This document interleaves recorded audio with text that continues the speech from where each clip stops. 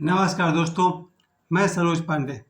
कल 4 जून को भारत के लिए बहुत ही निर्णायक दिन है। आज 3 जून है और कल 4 जून है। हम सब करोड़ों लोग कल के दिन का इंतजार कर रहे हैं।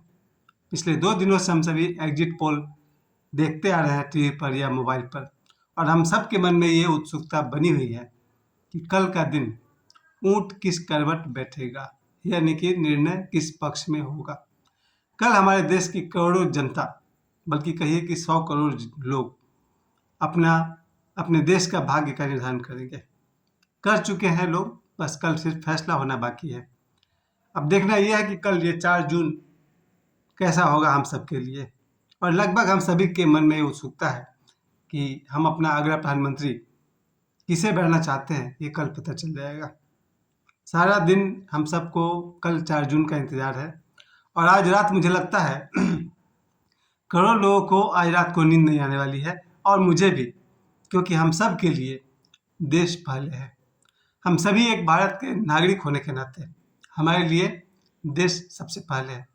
और आपने वो संस्कृत में सुना होगा कि मातृभूमि स्वर्गादपि गरीयसी, जो मातृभूमि जो होती है वो स्वर्ग से भी महान होती है। यानी हम सभी के लिए हमारा देश सबसे पहले है। और कल के दिन हम सब ये देखने वाले हैं, हमारे बहुत सारे मित्र हैं, बहुत सारे शुभचिंतक हैं, जो कल के दिन कोई कांग्रेस की जीत देखना पसंद करता है, कोई भाजपा का जीत देखना पसंद करता है, कोई राहुल गांधी जी को अगला प्रधानमंत्री के रूप में देखना चाहता है, और कोई श्री नरेंद्र मोदी जी को अपना अगला प्रधानमंत्री के रूप में देखना चाहता है। लेकिन देखना यह है कि बहुमत किनके पक्ष में जा रही है।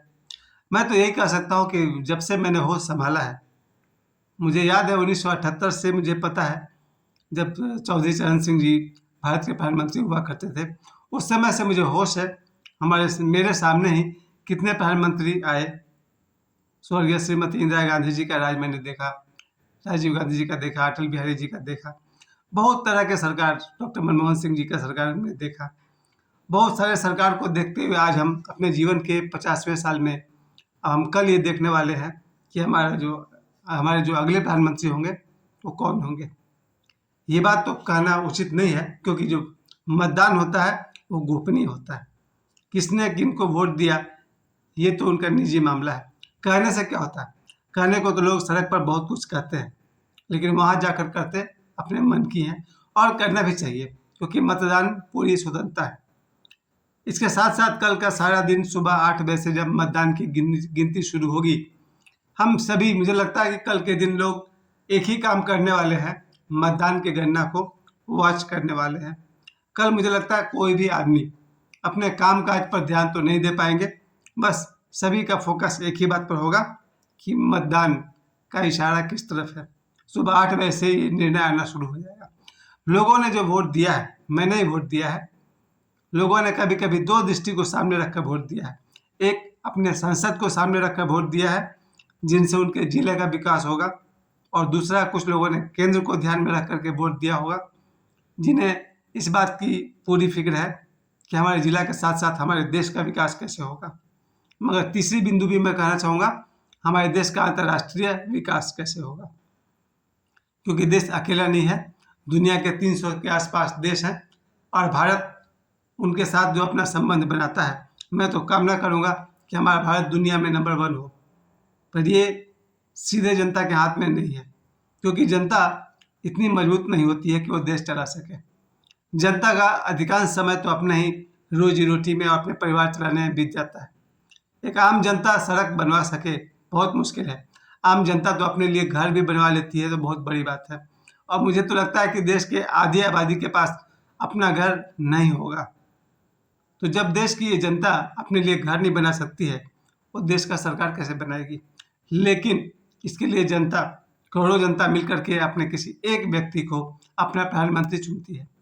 यही होता रहा है हजारों वर्षों से। सैकड़ों हजारों लोग अपना पुराने समय में राजा चुना करते थे, या उस समय जो राजा चुनने का जो प्रथा था वो अलग ही था। और आज भी वही होता है, 100 करोड़ लोग अपने लिए अपना प्रधानमंत्री चुनते हैं। जो भी प्रधानमंत्री कल, जो भी निर्णय हो, मैं प्रधानमंत्री से बस यही आशा कर सकता हूँ, जिले का विकास हो, मतदान का परिणाम जो भी हो, और जो कोई भी सांसद चुन करके आएंगे, मैं धनबाद की बात कर रहा हूँ, धनबाद में जो कोई भी सांसद चुनकर आएंगे, अगर उन्होंने धनबाद के विकास के लिए काम किया तो हमेशा ही धनबाद की जनता उनका साथ देगी। और धनबाद को जो जिन चीज़ों की ज़रूरत है उसके कहने के लिए आज समय नहीं है, क्योंकि आज हम सब उत्सुक है कि 4 जून कब आएगा और 4 जून को क्या होगा। तो सबसे पहले तो मैं यही निवेदन करूंगा कि कल 4 जून को भारत के सांसद जो कोई भी नियुक्त किए जाएंगे वो धनबाद के विकास के लिए जो कुछ कर सके।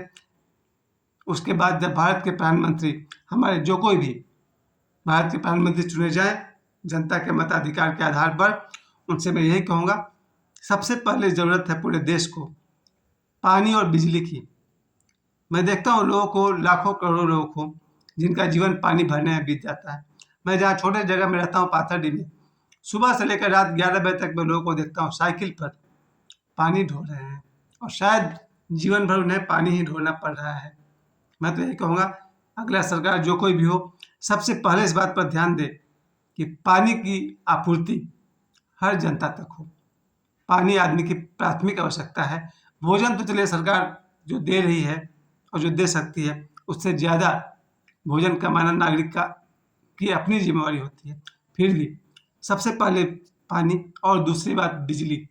आज के युग में हर व्यक्ति बिजली पर निर्भर है, चाहे विद्यार्थी की पढ़ाई हो या नौकरी हो या फैक्ट्री हो या हमारा मोबाइल कंप्यूटर हो। बिना बिजली के आज आदमी 6 घंटा नींद सो भी नहीं सकता है, काम करना तो बहुत दूर की बात है। और जो 6 घंटा सो नहीं सकते हैं उनसे काम कितनी कुशलता से होगी आप ही सोचिए। तो मैं तो कहूँगा सबसे पहले सरकार बिजली और पानी की व्यवस्था करे। कल जिनका भी सरकार बने उनका पहला उद्देश्य होना चाहिए पूरे भारत में पानी, नदी, नहर और बिजली की समुचित व्यवस्था हो। और दूसरी बात बहुत ज़रूरी है जिसकी चर्चा लोग सुबह से रात तक करते हैं कि नौकरी। जब भी कोई सरकार बनती है तो लोग यही पूछते हैं कितने लोगों को नौकरी की सुविधा मिली। यही बात मैं अभी भी कहूँगा। वैसे तो नौकरी पाना और नौकरी कमाना हर व्यक्ति की अपनी जिम्मेवारी है, अपनी योग्यता है। हमारी शिक्षा, हमारी योग्यता, कंपटीशन फेस करके तब कहीं हम नौकरी पाते हैं।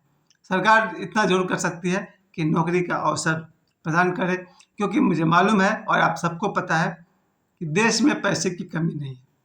1000 करोड़ वाले बहुत सारे लोग इस देश में हैं। वो कहते हैं ना, बॉलीवुड के एक्टर्स हैं, नेतागण हैं, अमीर लोग हैं, इनके पास हजारों करोड़ रुपए हैं और देश की आबादी है 140 करोड़। इसका मतलब कि देश के पास पैसा है, बस किस तरह से लोगों को नौकरी या रोजगार के अवसर दिए जाएं, ये प्राथमिक काम होना चाहिए कल। उसके बाद हमने कहा गरीबी दूर करना। गरीबी दूर करना निजी बात भी है और सरकारी पहलू भी है। सरकार अपनी तरफ से अगर नौकरी और रोजगार का अवसर देते रहे, हर जगह पर, हर राज्य में, हर जिले में अगर फैक्ट्री, इंडस्ट्री सब खुलते रहे तो जरूर हमारे देश की गरीबी दूर होगी। लेकिन गरीबी बड़ी अजीब चीज़ है। 10,000 साल पुरानी कहानी देखो तो वहाँ भी गरीब थे, और मध्यकाल में देखिए तो वहाँ भी गरीबी थी। कृष्ण सुदामा की कहानी में जाइए तो वहाँ गरीबी थी। भगवान राम की कहानी में जाइए तो वहाँ गरीबी थी। तो गरीबी मुझे लगता है हर जगह है और आज भी है, हर काल में है। फिर भी कल जिनका भी सरकार बने वो हमारे देश से गरीबी मिटाने के लिए जो कुछ कर सकते हैं करें, और फिर हमारे देश की जनता उनका साथ हमेशा ही देते रहेगी। और आखिरी बात मैं कहूँगा, देश की सबसे बड़ी सफलता है विश्व में देश का मान सम्मान बढ़े। इन्हीं आशाओं के साथ मैं कह सकता हूँ कि मुश्किल से आज की रात हम लोग की किसी तरह से आज की रात हमारी बीत जाए, सुखपूर्वक बीते। चिंता करने की जरूरत नहीं है, क्योंकि लोगों ने अपना वोट दे दिया है और वोटों की गिनती कल सुबह से शुरू होगी।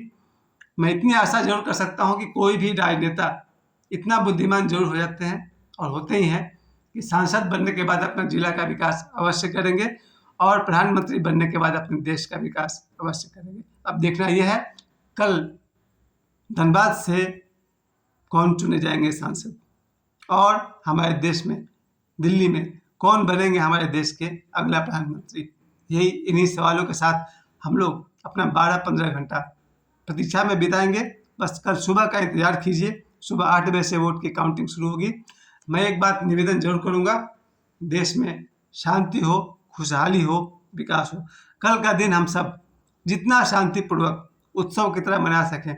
जीत किसी की भी हो, जीत जनता की जीत है।